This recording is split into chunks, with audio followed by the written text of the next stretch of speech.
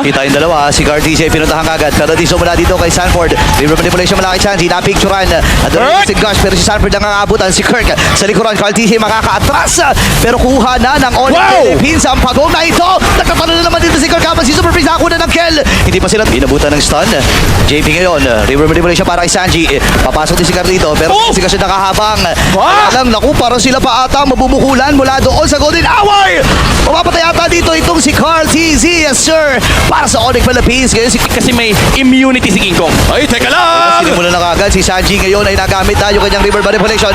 Ipitata si King Kong at mamamatay din sa kamay ni Sanford. Na-picture nito si Bruce, susugod sana siya. Pero si Kirk ay maiipit, nagtatalo pa rin. Kaya lang naalason din itong si Bruce, mapapatay ni Teddy at may iwan. Potentially end this game kung may mga mahuli JP? sila. Hala ka! Paul, JP. Conceal ay nagamit. Nabutan yung dalawa, pwedeng picturean ito. Tatlo na nga ang mapupulo. Wow! Pero isa lang. Kaya lang nagamit na rin ni Valder Kim. Andun si Super Prince para dumipensa. Pero Patay. mamatay ata si King Kong. River manipulation plus ang flicker. At doon yung tech charge. Pero repeat ata dito ang Onyx Philippines. Na naman nakakalit tumumba. Brusco, Savero at si Super Prince. Atras! Pero pinuntahan pa rin si Savero. Si Carlito. Boy pa! Ito na't gumagalaw. Ang Young Goat.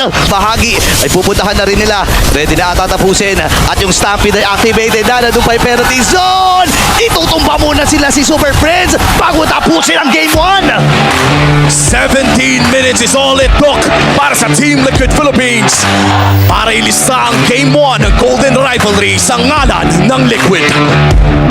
JP once again dagdag sa kasalanan ng kanya, nasa listahan ng kanyang mga kasalanan. Ayaw magpalaro time and time again. Lagi na lang ganito. Sinasakal niya, men. Imagine mo kinokontrol